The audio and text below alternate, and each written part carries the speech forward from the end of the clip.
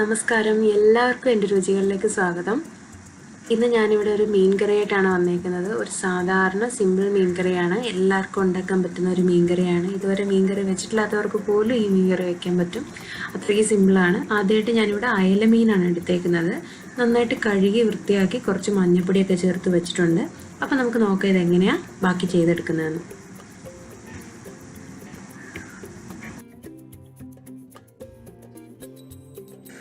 ഒരു ചൂടായ ചട്ടിക്കകത്തിലോട്ട് ഞാനൊരു 2 ടേബിൾ സ്പൂണോളം വെളിച്ചെണ്ണ ഒഴിച്ച് അതിനകത്തിലോട്ട് പൊടിയായിട്ട് അരിഞ്ഞു വെച്ചിരുന്ന ഇഞ്ചിയും ഒരു 3 പച്ചമുളക്, വീട്ടിലുണ്ടായ പച്ചമുളക്, അധികം ഇല്ലാത്ത പച്ചമുളകാണ്, ഒരു 3 പച്ചമുളകും കൂടെ ചേർത്ത് ഒന്ന് നന്നായിട്ടൊന്ന് വഴറ്റാനായിട്ട് ഇട്ടിട്ടുണ്ട്. ഉലുവപ്പൊടിക്ക് പകരം ഉലുവ ചേർക്കണമെന്നുണ്ടെങ്കിൽ ഇഞ്ചി ഇടുന്നതിന് മുന്നേ ആദ്യം ഒരു 3-4 ഉലുവ ചേർത്ത് പൊട്ടിച്ചാൽ മതി. അതിനുശേഷം ഞാൻ അതിനകത്തിലോട്ട് കറിവേപ്പില ആഡ് ചെയ്ത് കൊടുക്കുന്നുണ്ട്. ചിലപ്പോൾ ഇതിൻ്റെ ഇടയിലിടയിൽ ഞാൻ കറിവേപ്പില ഇട്ട് കൊടുക്കുന്നതായിട്ട് നിങ്ങൾ കാണും, കാരണം കറിവേപ്പില ഇടയ്ക്കിടയ്ക്ക് കറിയിലോട്ട് ഇട്ട് കൊടുക്കുന്ന ഒരു ദുശീലം എനിക്കുണ്ട്, അതുകൊണ്ടാണ്. അപ്പോൾ അതിനുശേഷം ആ കറിവേപ്പില ഒന്ന് വാടി കഴിയുമ്പോഴത്തേക്കും ചെറുതായിട്ട് അരിഞ്ഞു വെച്ചിരിക്കുന്ന ഉള്ളി ചേർത്തിട്ടുണ്ട്. അതായത് കുഞ്ഞുള്ളിയാണ് ആദ്യം ചേർത്തേക്കുന്നത്, ചെറുതായിട്ട് അരിഞ്ഞു വെച്ചിരിക്കുന്ന കൊച്ചുള്ളി. അതിനുശേഷം സവാള അതും ചേർത്ത് കൊടുക്കുകയാണ്. അപ്പോൾ ഈ മീൻകറിക്കൊക്കെ ഏകദേശം അളവ് പറയാമെന്ന് പറഞ്ഞാൽ അതിൻ്റെ ആവശ്യമുണ്ടെന്ന് തോന്നുന്നില്ല, കാരണം ഈ ഉള്ളിയും കൊച്ചുള്ളി ഇഞ്ചിയൊക്കെ എത്ര ചേർക്കുന്നോ അതിനനുസരിച്ച് നമുക്ക് ആ മീൻ കറിയുടെ ടേസ്റ്റ് കൂടത്തേ ഉള്ളൂ. അതായത് നമ്മുടെ മീൻ എത്ര അളവുണ്ടോ അതിനനുസരിച്ച് നമ്മുടെ കറി ഒന്ന് നന്നായിട്ട് കൊഴുത്ത് കിട്ടാൻ ആവശ്യമായിട്ടുള്ള തരത്തിലുള്ള ചേരുവകൾ ചേർത്താൽ മതി. എന്നും പറഞ്ഞ് മുളക് പൊടി മല്ലിപ്പൊടി ഒന്നും ഒരുപാട് വാരി ഇടാനും പാടില്ല, മീൻ കറി കൊള്ളാതായി പോവും. അതുകൊണ്ട് അതിനനുസരിച്ചുള്ള പോലെ ചേർക്കുക. ഇപ്പം ഞാൻ ഏകദേശം സവാള ഒരു 3 സവാള എടുത്തിട്ടുണ്ടായിരുന്നു. അതുപോലെ കൊച്ചുള്ളി ഒരു 10 കൊച്ചുള്ളി അരിഞ്ഞു വെച്ചിട്ടുണ്ടായിരുന്നു. അത് നന്നായിട്ടൊന്ന് വാടി കഴിയുമ്പോഴത്തേക്കും കുറച്ച് മഞ്ഞൾപ്പൊടി നമ്മൾ ചേർത്ത് നന്നായിട്ടൊന്ന് മൊരിച്ചെടുക്കണം. ആ മഞ്ഞൾപ്പൊടിയുടെ നല്ലൊരു മണം വരും. അപ്പോഴത്തേക്ക് ഞാൻ തീ ഓഫ് ചെയ്തു കേട്ടോ. തീ ഓഫ് ചെയ്തിട്ട് വേണം ബാക്കിയുള്ള പൊടികൾ ചേർത്ത് കൊടുക്കാൻ, ചിലപ്പോൾ കരിഞ്ഞു പോകാൻ ചാൻസ് ഉണ്ട്. അതുകൊണ്ട് ഞാൻ അതിനുശേഷം ആ തീ അങ്ങ് ഓഫ് ചെയ്തിട്ടുണ്ടായിരുന്നു. അപ്പം ആ മഞ്ഞൾപ്പൊടിയും ഏകദേശം ഒന്ന് മൊരിഞ്ഞൊക്കെ വന്നിട്ടുണ്ട്. അടുത്തതായിട്ട് ഞാൻ ചേർക്കുന്നത് മല്ലിപ്പൊടിയാണ്. മല്ലിപ്പൊടി ഏകദേശം ഒരു 1.5 മുതൽ 2 ടേബിൾ സ്പൂണോളം മല്ലിപ്പൊടി ചേർത്തിട്ടുണ്ടായിരുന്നു. ഇങ്ങനെ പൊടികൾ ചേർക്കുമ്പോൾ ആദ്യം മല്ലിപ്പൊടി ചേർക്കാൻ ശ്രമിക്കണം എപ്പോഴും, അപ്പം പെട്ടെന്ന് കരിഞ്ഞു പോകത്തില്ല. അഥവാ മുളക് പൊടിയാണ് ചേർക്കുന്ന ആദ്യം എന്നുണ്ടെങ്കിൽ ചട്ടി ഒരുപാട് ചൂടായിട്ടാണ് കിടക്കുന്നതെന്നുണ്ടെങ്കിൽ കരിഞ്ഞു പോകാനുള്ള ചാൻസ് ഉണ്ട്.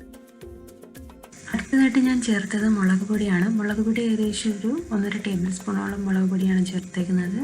പച്ചമുളക് ഞാൻ 2-3 മാത്രമേ ചേർത്തിട്ടുണ്ടായിരുന്നുള്ളൂ, അതിനധികം എരിവുമില്ല. അപ്പം മുളക് പൊടി ചേർത്തതിന് ശേഷം നന്നായിട്ടൊന്ന് മിക്സ് ചെയ്യുക. ആ എണ്ണയൊക്കെ ഒന്ന് തെളിഞ്ഞ് വരട്ടെ. അപ്പം ഞാൻ സ്റ്റൗ ഓഫ് ചെയ്തിട്ടാണ് ഞാനത് ഇത്രയും ചെയ്ത് വെച്ചത്.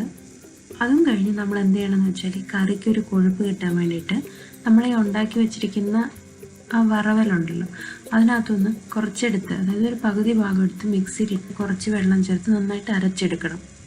എന്നിട്ട് നമ്മൾ ഈ പകുതി ബാക്കി വെച്ചിട്ടുണ്ടല്ലോ അതിനകത്തിലോട്ട് ഈ അരച്ചതും കൂടെ ചേർത്ത് ഒഴിച്ച് നന്നായിട്ടൊന്ന് മിക്സ് ചെയ്ത് വെക്കുകയാണ്. തിളയ്ക്കാൻ വെച്ചിട്ടുള്ള ആ മിക്സിനകത്തോട്ട് ഞാൻ പൊടിയും കൂടെ ചേർത്ത് കൊടുത്തിട്ടുണ്ട്. അത് കഴിഞ്ഞ് നന്നായിട്ടൊന്ന് തിളച്ച് വരണം. തിളച്ച് വരുന്ന കഴിയുമ്പോഴത്തേക്കും നമുക്ക് മീൻ കഷ്ണങ്ങൾ അതിനകത്തിലോട്ട് ഇട്ട് കൊടുക്കാം.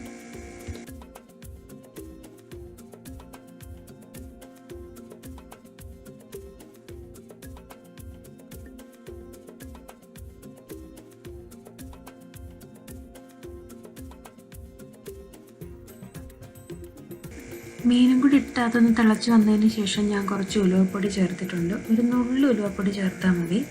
അത് കഴിഞ്ഞിട്ട് നമ്മളിപ്പം കുടംപുളി ചേർക്കുന്നതിന് പകരം പിഴുപുളിയാണ് ചേർക്കുന്നതെന്നുണ്ടെങ്കിലും ആ പുളി ചേർത്ത സമയത്ത് ചേർത്തേക്കുക. പിന്നെ അത് കഴിഞ്ഞിട്ട് നമ്മളിപ്പോൾ ഒന്ന് ഈ ഉലുവപ്പൊടി ചേർത്ത് കഴിയുമ്പോൾ ഒന്ന് ചുറ്റിച്ച് വെച്ചേക്കണം. ഇപ്പോൾ മീൻ അധികം വെന്തിട്ടില്ലാത്തതുകൊണ്ട് നമുക്കൊരു സ്പൂൺ വെച്ച് ഒന്ന് പതുക്കെ ഇളക്കി കൊടുക്കാം. മീൻ കഷ്ണം ഒരുപാട് വെന്ത് കഴിഞ്ഞാൽ പിന്നെ നമ്മൾ സ്പൂണിട്ട് ഇളക്കാൻ പാടില്ല. ഇതൊക്കെ എല്ലാവർക്കും അറിയാവുന്ന കാര്യമായിരിക്കും, ഒന്ന് ഓർമ്മിപ്പിച്ചതേ ഉള്ളൂ.